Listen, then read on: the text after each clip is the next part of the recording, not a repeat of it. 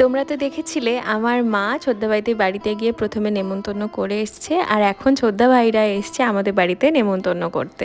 ছোদ্দা ভাইরাও আমাদের বাড়িতে নেমন্তন্ন না করলে কাউকে নেমন্তন্ন মানে শুরু করতে পারছিল না, ওই জন্য আগে আমাদের বাড়িতেই এসছে, তারপরে বাকিদের শুরু হয়। আর আমাদের রিকো এখানে আইসক্রিম খাচ্ছে।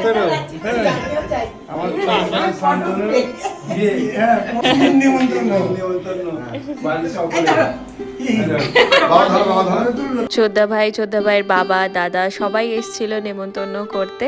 তো খুব সুন্দর একটা মুহূর্ত, তাই ভাবলাম তোমাদের সাথেও এই সুন্দর মুহূর্তটা শেয়ার করি। আর রিকোকে দেখো, ও নিজের খাবার একদম খায় না, কিন্তু আমরা জলও যদি খাই ও ভাবে হয়তো আমরা কোনো অমৃত খাচ্ছি, হাঁ করে তাকিয়ে থাকে। আচ্ছা, তোমাদের বাড়িতে কারোর এরকম বাচ্চা থাকলে সেও কি এইরকম করে একটুখানি বলো তো।